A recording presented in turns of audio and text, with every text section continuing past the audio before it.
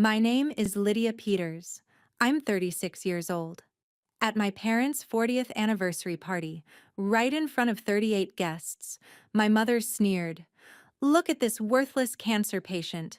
We sold your house and locked you in that nursing home because you're nothing but a pathetic burden on this family." 3 years ago, while I was bald and vomiting from chemotherapy, they stole my $380,000 house, emptied my bank accounts, and put me in a nursing home at 35, telling everyone I was mentally incompetent.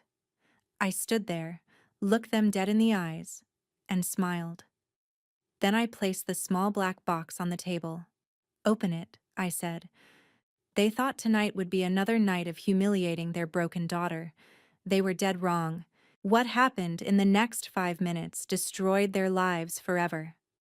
Before I tell you the whole story, if you think it's worth hearing, please take a moment to like and subscribe. But only if you genuinely want to. And if you don't mind, drop a comment telling me where you're watching from and what time it is there. The restaurant smelled like expensive wine and fresh flowers. Riverside Manor. Private dining room.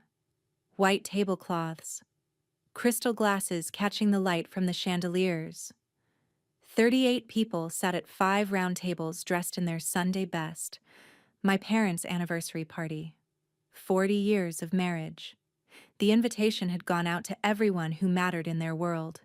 Family, church friends, neighbors from the old street, the couples they played bridge with on Thursdays. Everyone except me. I parked on the street because I couldn't afford valet. My 2015 Honda Civic looked out of place next to the Mercedes and Lexus sedans lining the circular drive. I sat there for a moment, hands on the steering wheel, looking at the black box on my passenger seat. 9 inches by 6 inches. Matte black. Silver ribbon tied around it, neat and simple.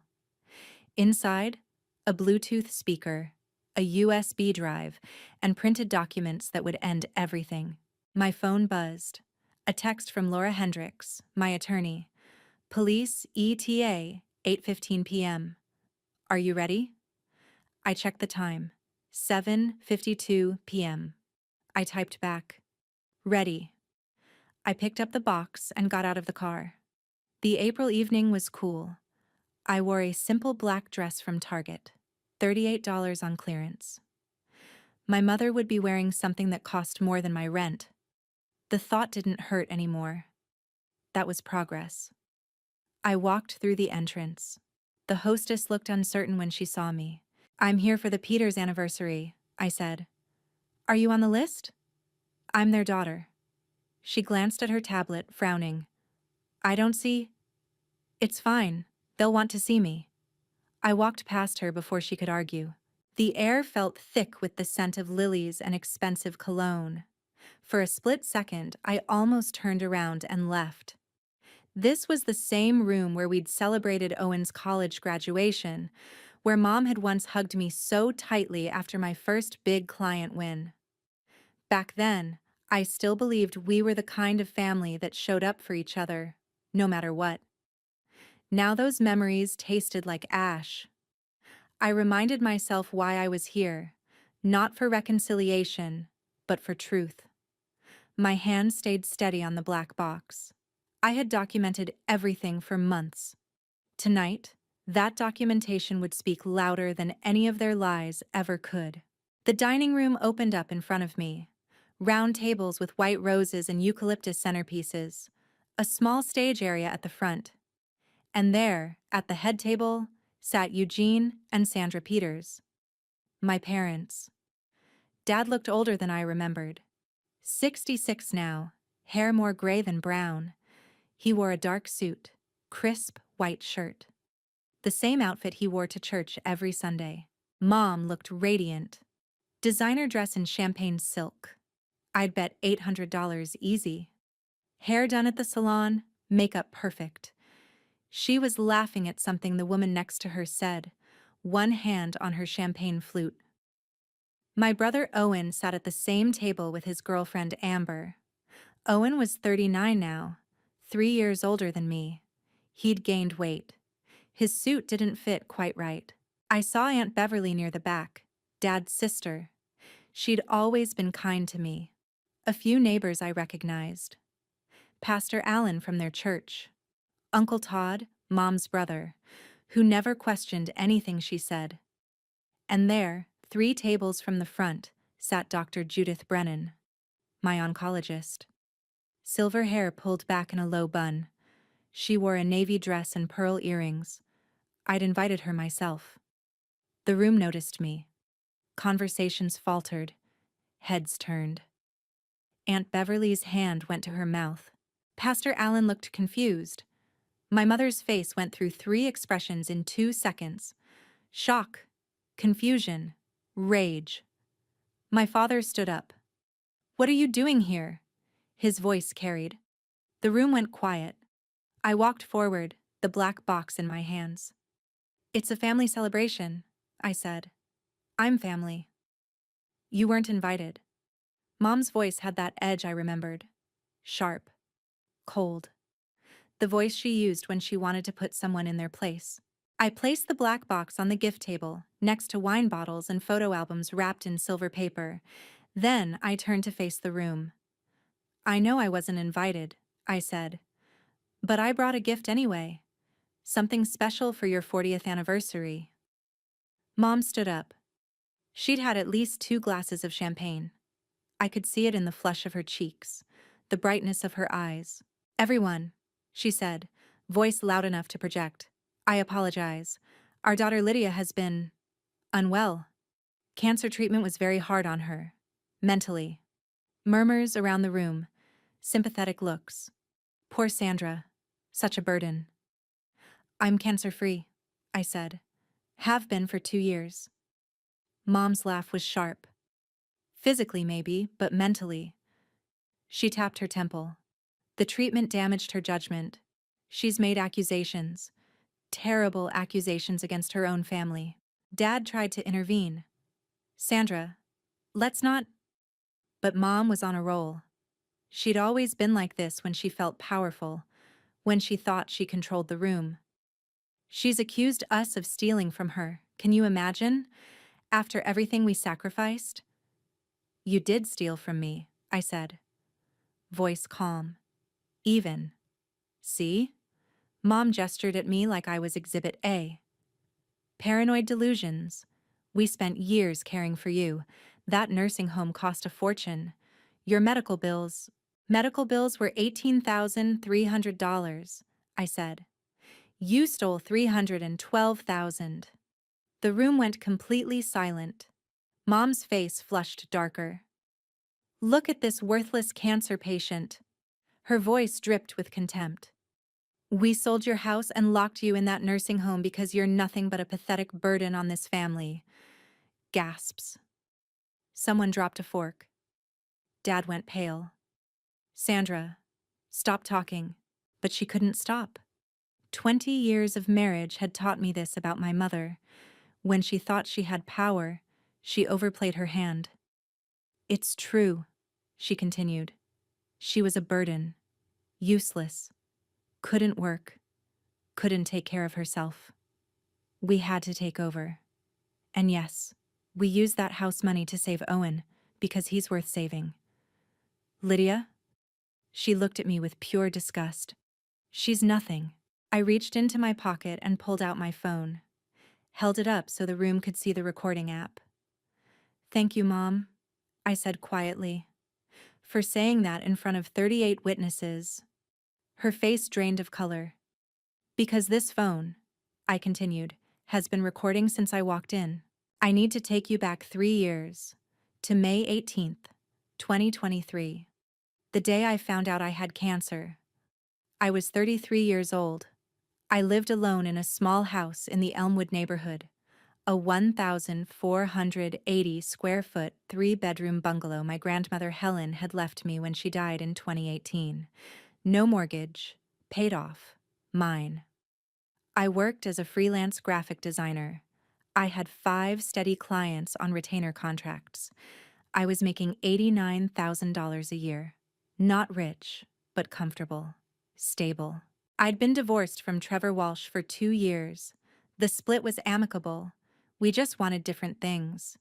He'd moved to Portland for work.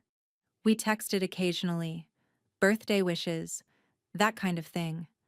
My life was small, but it was mine. The lump appeared in early May. I found it in the shower, a hard knot just above my left breast. I told myself it was nothing. A cyst, a lymph node, anything but cancer. 3 weeks of denial before I called my doctor. Mammogram, ultrasound, biopsy. Then the call. Dr. Judith Brennan's voice was calm, professional. "Lydia, I need you to come in. We found cancer." The appointment was May 18th at 2 in the afternoon. I remember the oncology wing at St. Mary's Hospital. Beige walls, watercolor paintings of beaches and sunsets. A waiting room full of people who all looked too tired to be there. Dr. Brennan didn't waste time. Invasive ductal carcinoma. Stage 2. It's a 2.3 centimeter tumor. Grade 2, hormone receptor positive, HER2 negative. The word sounded like a foreign language. "What does that mean?" I asked. "It means we caught it relatively early. The survival rate is very good, around 90% for stage 2. But we need to treat it aggressively. 6 rounds of chemotherapy, surgery to remove the tumor, then 6 weeks of radiation." "How long? Start to finish?" "About 10 months." 10 months. Almost a year of my life. "What about work?" I asked. "I'm freelance. If I can't work, we'll manage," Dr. Brennan said. "Some people continue working through treatment. Others can't. It depends on how you tolerate the drugs." She handed me a folder thick with paperwork, treatment plan, drug protocols, side effects to watch for, insurance information. "Your insurance should cover most of it," she said. "Out of pocket will probably be somewhere between $8,000 and $12,000. I had $43,000 in savings. I could handle that. What I didn't know then was how quickly even good insurance could leave you exposed. My plan through the freelance marketplace had a $6,000 deductible and 20% coinsurance. One PET scan alone would cost me almost $4,000 out of pocket. I sat in the parking lot scrolling through my client contracts on my phone, wondering how many logos and brand kits I could finish between infusions. Graphic design had always been my escape, turning blank canvases into something beautiful when life felt chaotic. I thought about calling Monica or Trevor, but the words stuck in my throat. How do you tell the people you love that everything you built could disappear in months? Instead, I drove home and made a spreadsheet. Treatment costs, lost income, worst-case scenarios. I was still trying to control the uncontrollable. I sat in my car in the hospital parking lot for 20 minutes before I could start the engine. My hands were shaking. I kept thinking about my grandmother, about the house she'd left me, about all the plans I'd made for my life that suddenly felt very fragile. My phone rang. "Mom." I answered without thinking. "I have cancer." Silence on the other end. Then, "Oh, honey, oh no. Lydia, don't worry. We'll take care of everything." At the time, I thought she meant emotional support, help with appointments, bringing groceries when I was too tired to shop. I had no idea what she actually meant. My first chemo infusion was June 8th, 2023. My parents insisted on being there. Dad drove me to the hospital.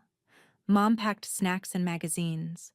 They sat with me through the whole 3.5-hour infusion, held my hand, told me I was brave. I wanted to believe they cared. The drugs hit that night like a freight train. Nausea so severe I couldn't stand. Vomiting every 20 minutes. Bone pain that made me cry. Exhaustion so deep I couldn't lift my head off the pillow. Mom called the next morning. "Honey, you can't be alone like this. Move in with us temporarily, just until you're through the worst of it." It made sense, practical. I was too sick to argue. On June 12th, I packed a bag and moved into my parents' guest room in Ridgewood subdivision, A larger house about 20 minutes from mine. We'll handle everything, Dad said. Bills, mail, all of it. You focus on getting better. 4 days later, Dad brought paperwork to the guest room. Power of attorney, he said. Medical and financial, standard stuff. If something happens during surgery or you're unable to make decisions, we can step in. There was a notary there, Jennifer Carlisle, a friend of Mom's from church. She smiled sympathetically while I signed. You understand you can revoke this anytime, right? Jennifer said. Just put it in writing. I nodded. I was exhausted, scared about the surgery coming up. My hair was already starting to thin. And you understand, this is a serious responsibility, Jennifer said to Dad. Fiduciary duty. Dad smiled. Of course. I'd never betray my daughter's trust. I signed everything. Medical power of attorney. Financial power of attorney. HIPAA authorization. Jennifer, the notary, gave me one last gentle reminder as she stamped the documents. In Pennsylvania, this gives your parents broad authority. They have a fiduciary duty to act in your best interest only. You can revoke it any time, but you'll need to notify any banks or institutions in writing. I nodded, too nauseous to read the fine print a second time. My parents had always been the reliable ones, the ones who showed up at every school event, who helped me move into my first apartment. In our church community, family was everything. Honor thy father and mother wasn't just a verse, it was the unspoken rule. I trusted them completely. That trust, I would later learn, was the most expensive mistake of my life. I didn't read the fine print. That was June 23, 2023. I never saw those papers again. August 2023 was when everything fell apart. I just didn't know it yet. Chemotherapy accumulates in your system. Each cycle is harder than the last because your body never fully recovers between treatments. By cycle 3, my third infusion, I was at my weakest. The drugs were AC protocol, adriamycin and cyclophosphamide. Cancer patients call adriamycin the red devil because of its color and because it destroys you. Mouth sores so bad I couldn't eat solid food. Neuropathy in my hands and feet, constant tingling, sometimes painful. Chemo brain fog so thick I couldn't hold a conversation. I spent 20 hours a day in bed. Mom brought Ensure shakes because that's all I could keep down. Dad brought medications on schedule. They handled everything. My mail stopped coming. I didn't notice. On August 12th, I was half awake in bed when I heard Dad on the phone in the hallway. Yes, I have power of attorney. She's in treatment, unable to manage. Yes, I can sign on her behalf. Thursday works. I was too sick to process what I was hearing, too foggy to care. The chemo fog was like wading through wet concrete. My hands trembled so badly I couldn't hold a spoon.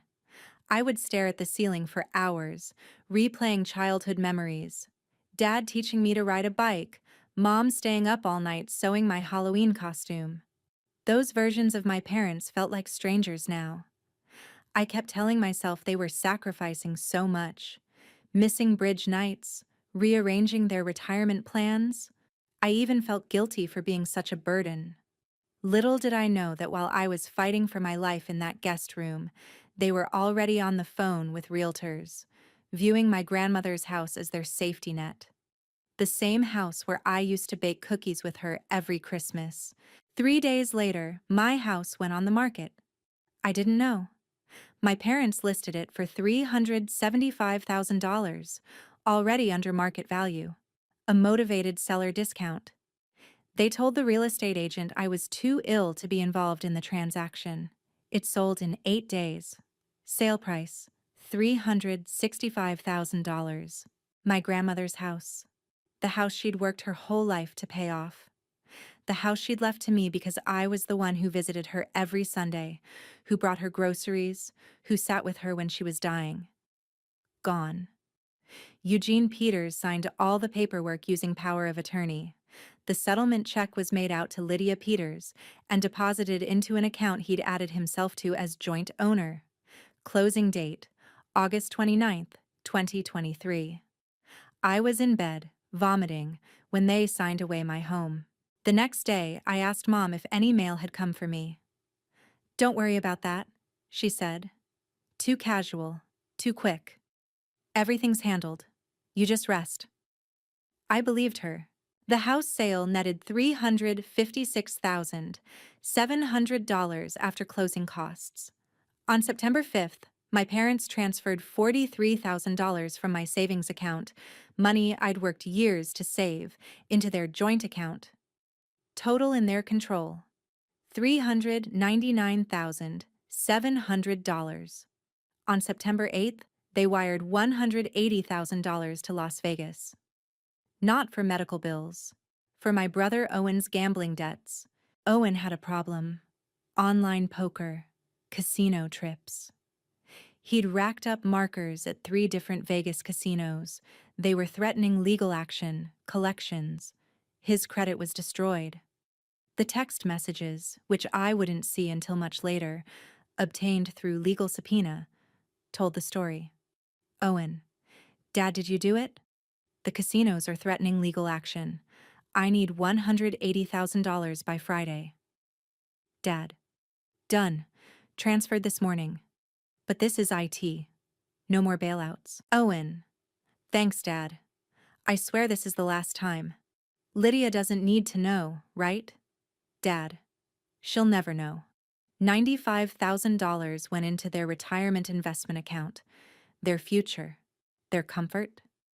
$37,000 was paid to Meadowbrook Care residents as a deposit and advance payment.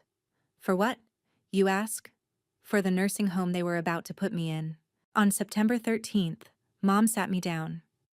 "Honey, we need to talk about your living situation. The treatment is taking so long. We think it would be better if you were in a professional care facility. Just temporarily. Somewhere with nurses 24/7. I was exhausted. Scared. "Like what?" "A lovely recovery residence," she said. "We've already arranged it." The next day, they took me to tour Meadowbrook Care residence. The building was old, institutional. It smelled like disinfectant and overcooked vegetables. The lobby had a fish tank with algae on the glass. A bulletin board announced bingo on Thursdays. I saw elderly residents being wheeled through the hallways, wheelchairs and walkers, faces slack with dementia. "This is a nursing home," I said. "It's a skilled nursing facility," Dad corrected. "Perfect for recovery." I didn't want to be there, but I was too weak to fight, too scared to be alone. And they were my parents. They'd been taking care of me for 3 months. I trusted them. They admitted me to room 218 on September 15th, 2023.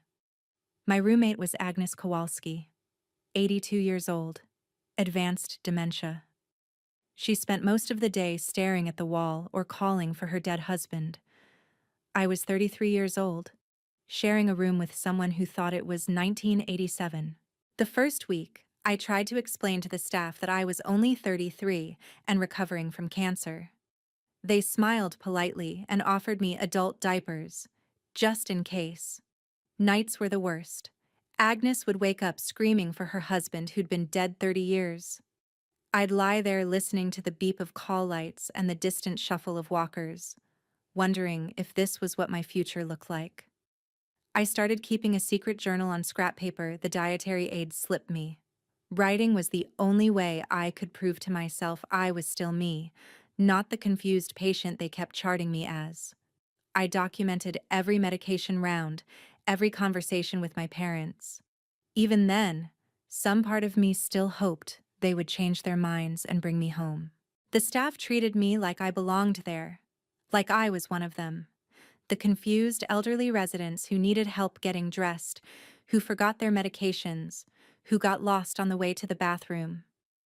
"Good morning, Lydia," the CNA would say in that sing-song voice people use with children and dementia patients.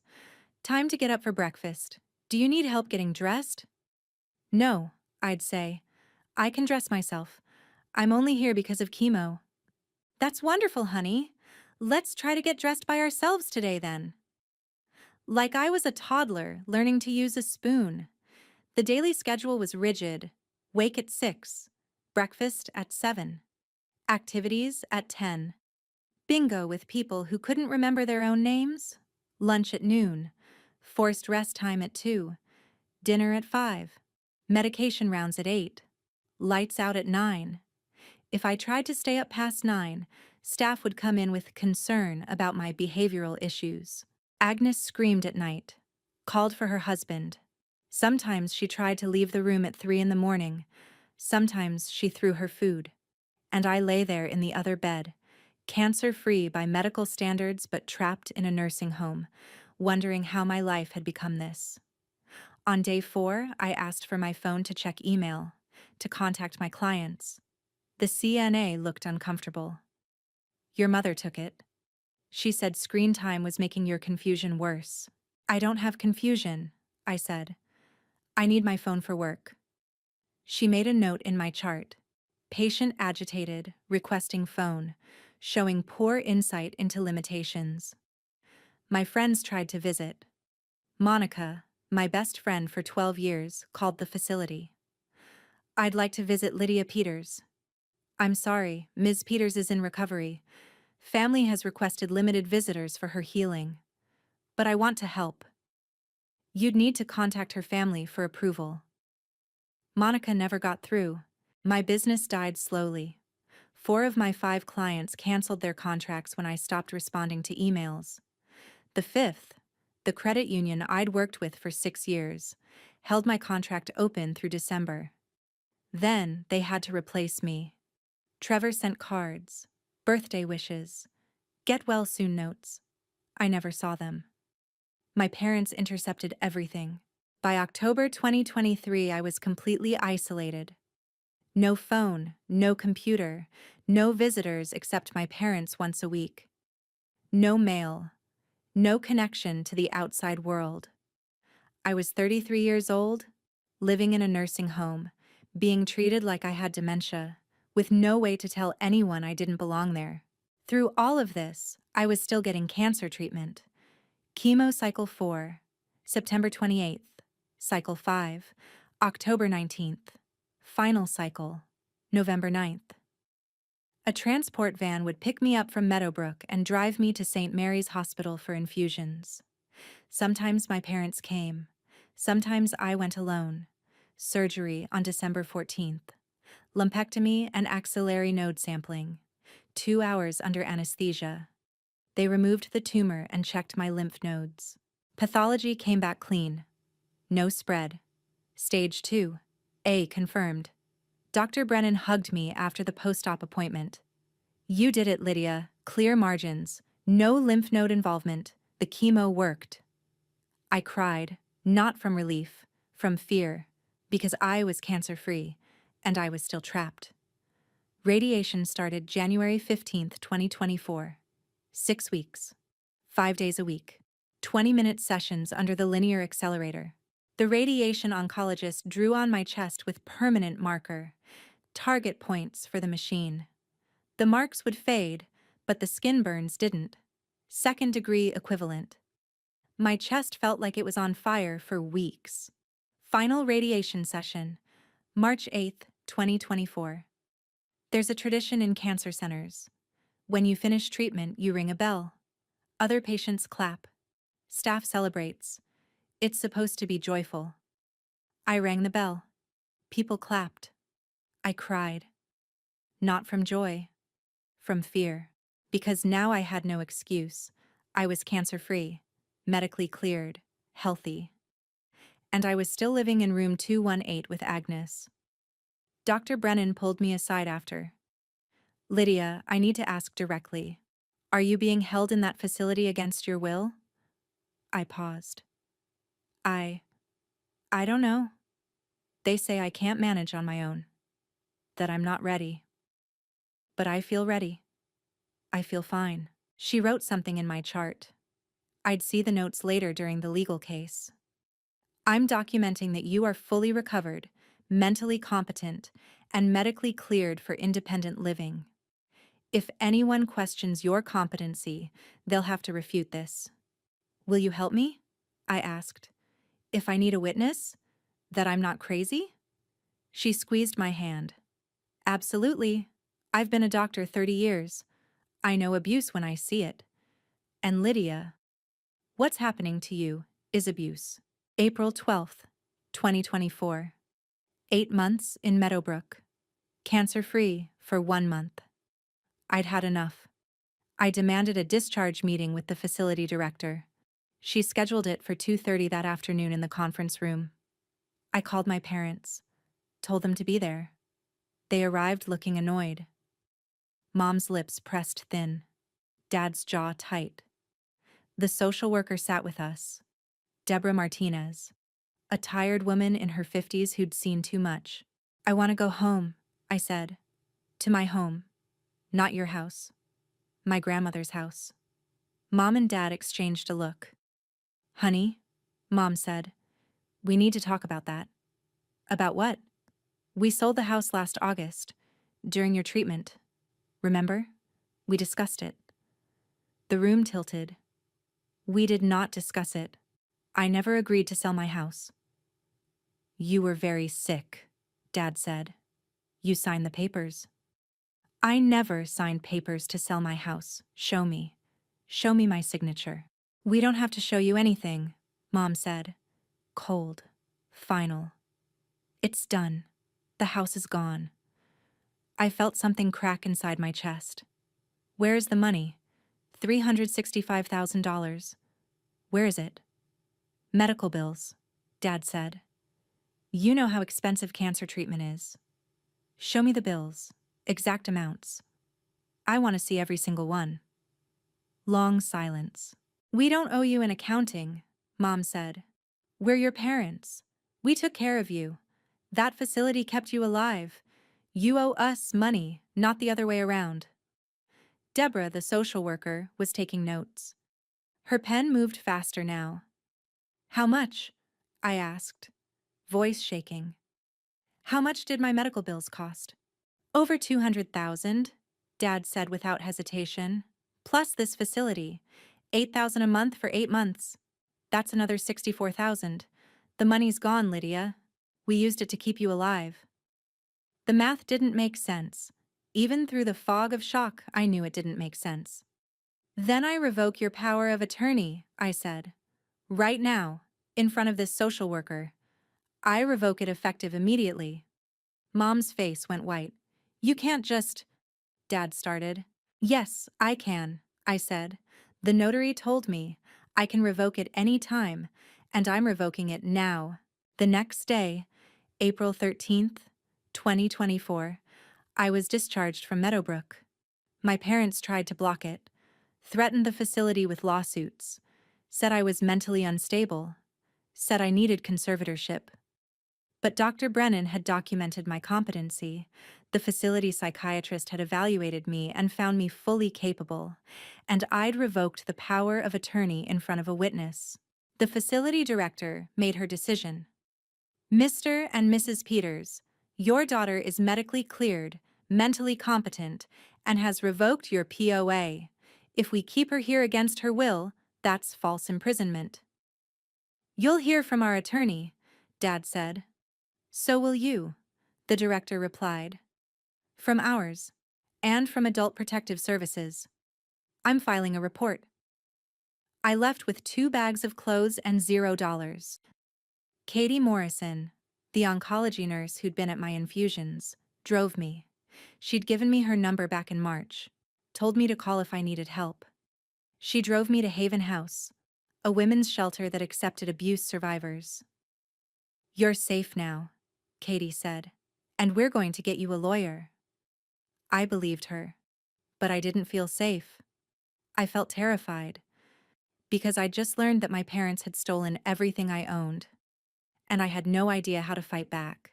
Haven House connected me with Legal Aid Society.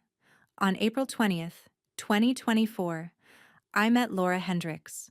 She was 51, short gray hair, sharp eyes, 20 years of experience in elder and disability abuse cases. I told her everything. She listened without interrupting, took notes. When I finished, she leaned back in her chair. Lydia, if what you're telling me is true, this is criminal exploitation of a vulnerable adult. That's a felony in this state. Can I get my house back? The house sale might be hard to unwind. There's an innocent third-party buyer. But the money? We can go after that. And we can press charges. I want them prosecuted, I said. What they did, it wasn't just stealing money. They stole a year of my life. Then let's get to work. Laura filed an emergency motion on April 26th, demand for financial accounting. My parents hired a private attorney. Denied everything. Claimed I was unstable, ungrateful, mentally unfit. Discovery began. Subpoenas for bank records, medical records, facility records. On May 15th, Laura called me. We got the bank records. Lydia, it's worse than you thought. How bad? There's a $180,000 wire transfer to Las Vegas casinos, August 8th, 2023. Your brother's gambling debts. They used your money to pay Owen's casino markers. I sat down. The room spun. They stole from me to pay for Owen's gambling? Yes, and we can prove it. Over the next 3 months, we built the case piece by piece. Bank records showing the house sale proceeds, the transfer to Owen, the deposit into their retirement account, medical records from Dr. Brennan documenting my full mental competency throughout treatment, facility records showing my parents had lied on the admission forms, claimed I had cognitive impairment when I didn't. The psychiatric evaluation from Dr. Fletcher, the facility psychiatrist, stating clearly, Ms. Peters is fully competent, no basis for continued placement. And the recordings. Back in March 2024, when I was still trapped in Meadowbrook, a housekeeper named Rosa Martinez had slipped me her phone. Let me use it after her shift. I'd called my parents, asked questions, recorded everything. How long can we keep her in that nursing home? Mom's voice on the recording. As long as we want, Dad replied. We have power of attorney. The facility won't question it. What if she demands to leave? She signed over control. Legally, we decide.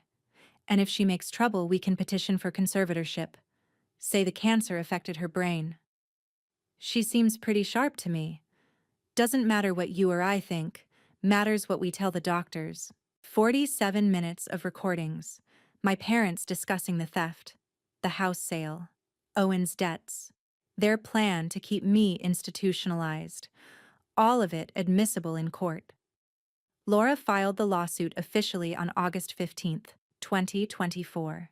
While the legal case progressed, I had to rebuild my life from nothing. I moved from Haven House to a small studio apartment in Riverside District. $950 a month. 1 room, tiny kitchenette, but it was mine. I got disability payments temporarily, $1,100 a month. Not much, but enough to survive. I started freelancing again. Slowly. A logo design for $600, a website mock-up for $1,200, a branding package for $2,800. My hair grew back. Shorter than before. I kept it in a pixie cut. Easier to manage, and honestly, I liked how I looked. Stronger somehow. I started therapy. Dr. Caroline Pierce, a trauma specialist at a sliding scale clinic. $15 per session. What your parents did wasn't just financial abuse, Dr. Pierce told me. It was an attempt to erase your identity. They tried to convince everyone, including you, that you weren't capable. Recovering from that is about reclaiming who you are. Those sessions became my anchor. Week after week, I unpacked the shame of having trusted the wrong people. Dr. Pierce helped me see that my instincts had been right all along. I wasn't paranoid. I was surviving. Some days I still doubted myself. Wondered if they were right. if I really was incompetent. But then, I'd look around my apartment, at the client work on my desk, at the therapy workbook on my coffee table, at the legal documents Laura was filing on my behalf. I'd done all of that myself. I wasn't broken. I'd never been broken. I'd just been trapped. December 18th, 2024. Preliminary hearing. Judge Patricia Hendricks reviewed the evidence, bank records, medical records, recordings. Testimony from Dr. Brennan. She granted an emergency asset freeze on my parents' accounts. This court finds probable cause for exploitation of a vulnerable adult, Judge Hendricks said. I'm ordering the defendants to account for every dollar of Ms. Peters' money within 30 days, and I'm referring this matter to the District Attorney's Office for criminal investigation. My parents' faces went white. Outside the courthouse, their attorney tried to argue. Your Honor, my clients were acting as fiduciaries. Fiduciaries don't steal, the judge said. See you at trial. The DA moved fast. Criminal charges filed January 15th, 2025. Count 1, exploitation of vulnerable adult, felony. Count 2, theft over $100,000, felony. Count 3, fraud, felony. Count 4, false imprisonment, misdemeanor. Count 5, forgery, felony. POA misuse. Trial began February 10th, 2026. The prosecution presented our evidence methodically. Bank statements, transfer records, medical testimony from Dr. Brennan, psychiatric evaluation from Dr. Fletcher. The recordings. My parents' defense was thin. We thought we were helping. Medical bills were expensive. We didn't realize. The prosecutor cut through it in closing arguments. Ladies and gentlemen, the defendants want you to believe they were helping their daughter. But helping doesn't mean stealing. It doesn't mean lying.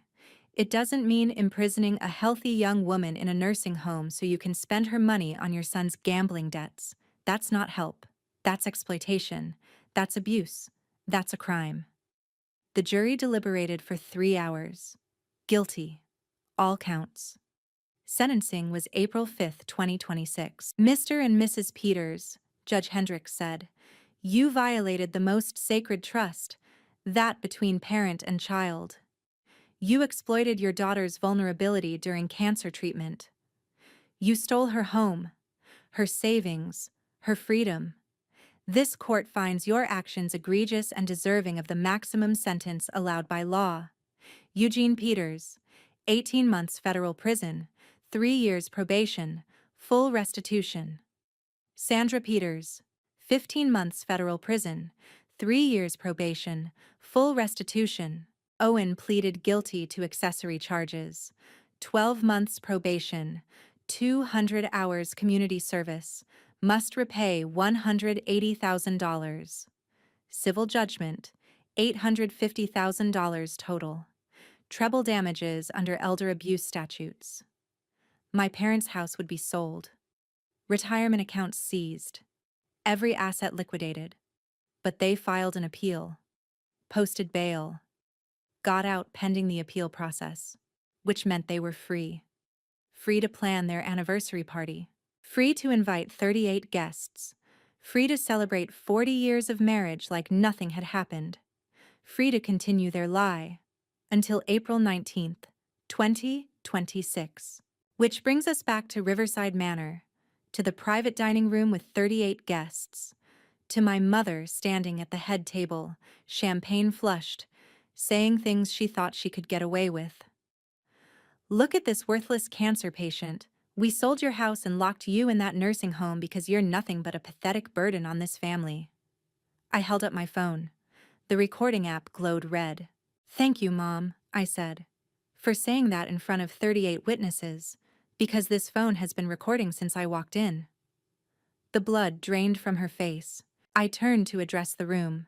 For those of you who don't know, my parents were convicted on March 15th of exploiting a vulnerable adult, theft, fraud, and false imprisonment. They stole $312,000 from me while I had cancer. They sold my house without permission. They put me in a nursing home and told everyone I was mentally incompetent, when I wasn't. The jury found them guilty. They were sentenced on April 5th. They're only here tonight because they're out on bail. Murmurs through the room, phones coming out, people recording. I walked to the gift table, picked up the black box.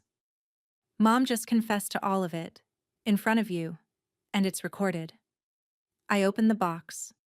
Inside, the Bluetooth speaker sat next to printed documents. But in case anyone thinks I'm lying, let's play it back. I pressed play on my phone. The speaker came to life. Mom's voice, from 30 seconds ago. Look at this worthless cancer patient. We sold your house and locked you in that nursing home because you're nothing but a pathetic burden on this family. Her own voice continued. She was a burden. Useless. Couldn't work. Couldn't take care of herself. We had to take over. And yes, we used that house money to save Owen because he's worth saving. Lydia, she's nothing. The room exploded. Aunt Beverly burst into tears. Sandra, what have you done? Pastor Allen stood up, backing away from the head table. You stole from your daughter during cancer? A neighbor I recognized shouted, You put her in a nursing home when she didn't need it? Mom tried to recover. That's out of context. I was upset. I didn't mean. You meant every word, I said, and now everyone knows. I pulled the printed documents from the box, held them up. Court verdict. March 15th, 2026. Guilty on all counts. Sentencing order. April 5th, 2026. 18 months for Dad. 15 for Mom. Restitution order for $850,000. I turned to look at my parents. Dad had gone completely pale. Owen was trying to slip toward the exit. Trevor's sister Claire, who I'd invited, blocked his way. The medical bills? I continued. $18,300. That's all. Insurance covered the rest. But you told everyone it was over $200,000. You lied. You used my cancer as an excuse to steal everything I owned. Aunt Beverly came toward me. Lydia, honey, we didn't know. If we'd known, I know Aunt Bev. That's why I'm here. So everyone knows. The door burst open. Laura Hendricks walked in, briefcase in hand. Behind her, Detectives Sarah Ramos and two uniformed officers. Mom's face went from red to white. Sandra Peters, Eugene Peters, Laura said formally. You violated your bail conditions. We did not, Mom started. Detective Ramos stepped forward. You harassed and publicly humiliated your victim. You made threatening statements. You admitted to crimes in front of witnesses. Your bail is revoked. This is ridiculous, Dad said. Turn around, hands behind your back.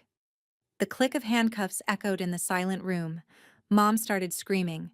Lydia did this. She's destroying this family. I walked closer.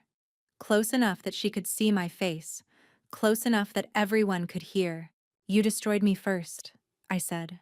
Quiet. Calm. 3 years ago, while I had cancer, while I was bald and vomiting and terrified. You sold my house. You stole my savings. You locked me in a nursing home and told everyone I was crazy. You humiliated me for 8 months, made me live with dementia patients, took my phone, blocked my friends, killed my business. All so you could steal from me, so you could pay Owen's gambling debts, so you could fund your retirement. I held up the phone with the recording. Tonight, you confessed to all of it in front of 38 people. I just made sure it was recorded. Because unlike you, I have evidence. I have proof. I have witnesses. Dr. Brennan stood up. She'd been quiet until now, sitting 3 tables back. But now she walked forward. I'm Dr. Judith Brennan, she said to the room. I'm Lydia's oncologist. I treated her through 6 months of chemotherapy, surgery, and radiation. I documented her full mental competency at every appointment. She was never incompetent. She was never confused. She was cancer sick, not brain damaged. What these people did, she gestured at my parents, is criminal, and I'm glad they're finally facing consequences. The officers led my parents toward the door. Mom was still screaming. Dad had gone silent, head down. I watched them go. 38 people watched them go.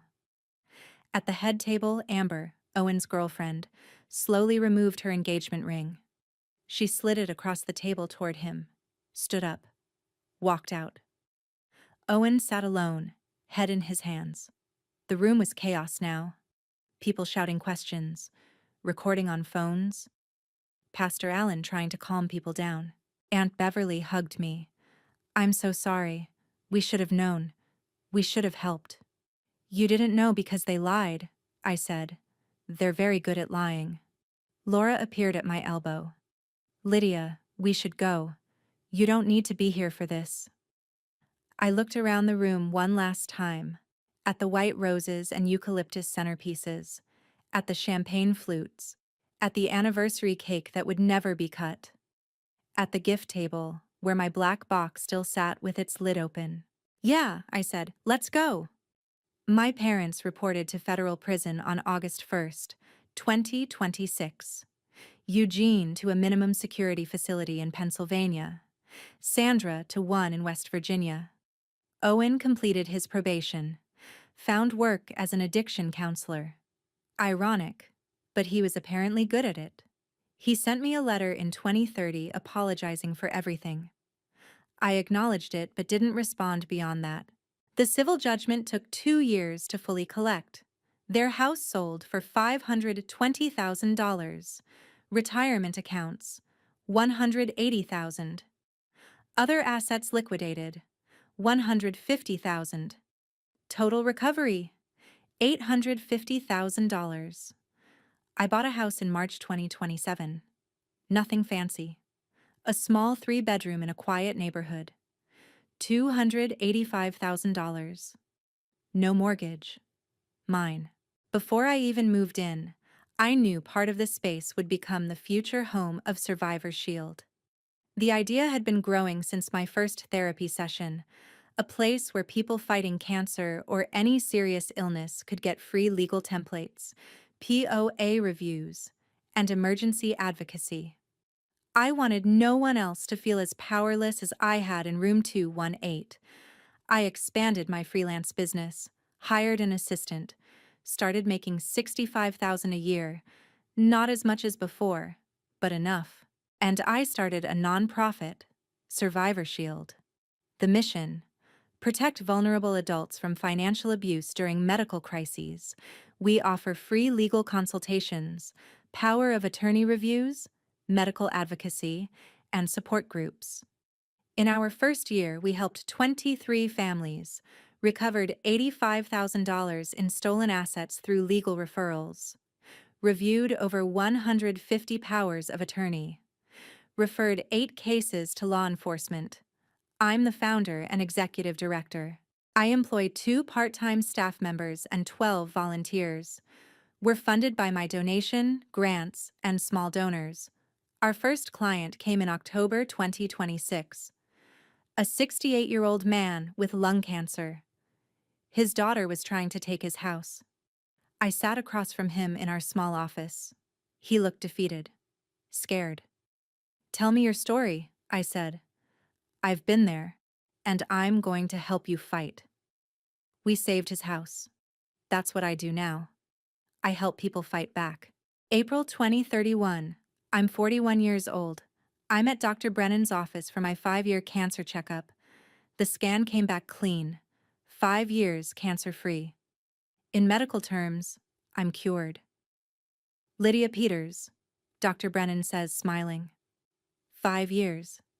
I'm so proud of you. Thank you, I say, for everything. For believing me when it mattered.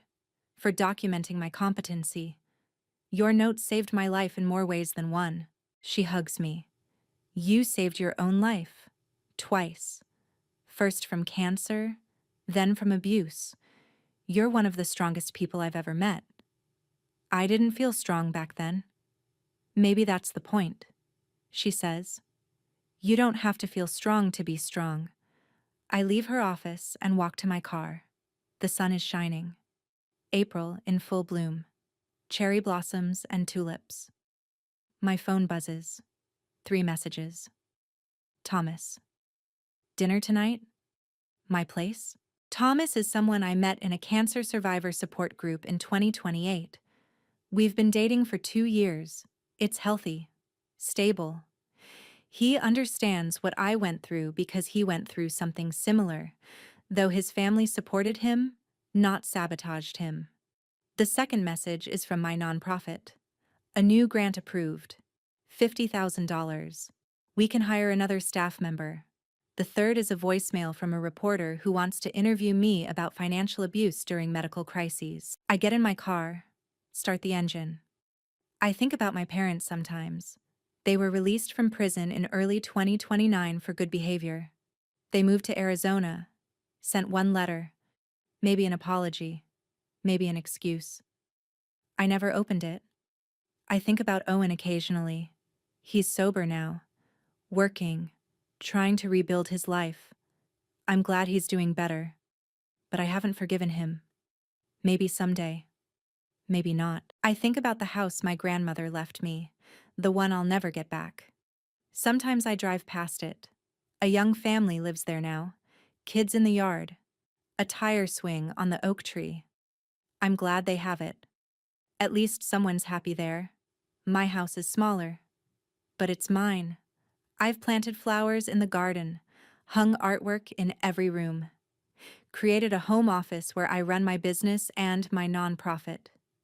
This is what healing looks like. Not revenge, not bitterness, not endless rage. Just living well. Building something good from the wreckage. Helping other people avoid what I went through. Setting boundaries. Choosing my own family. Refusing to let abusers define my worth. I survived cancer.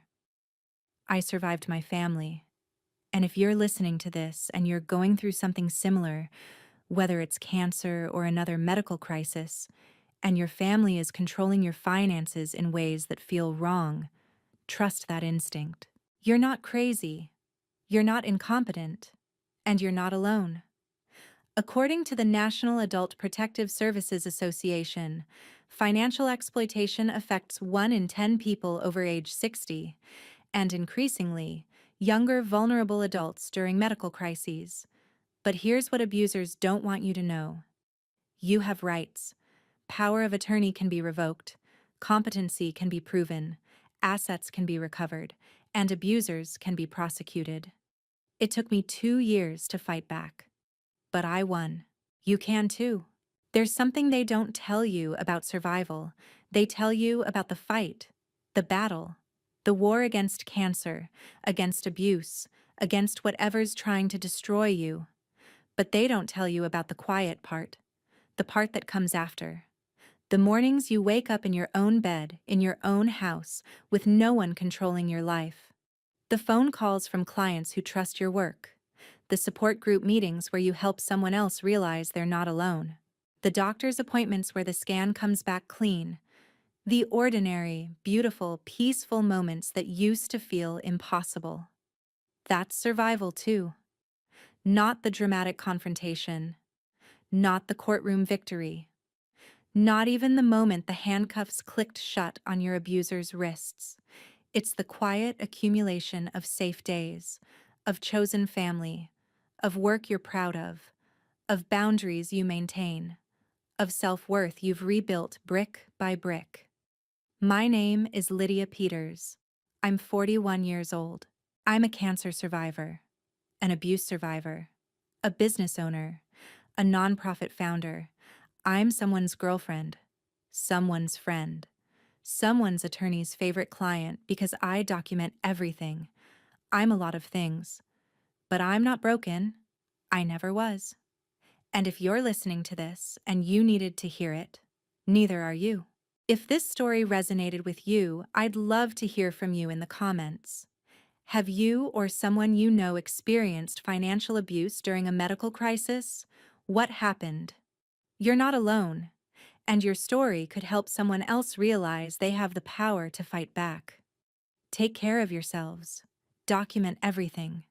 Trust your instincts. And remember, survival isn't just about medicine. Sometimes it's about refusing to stay silent.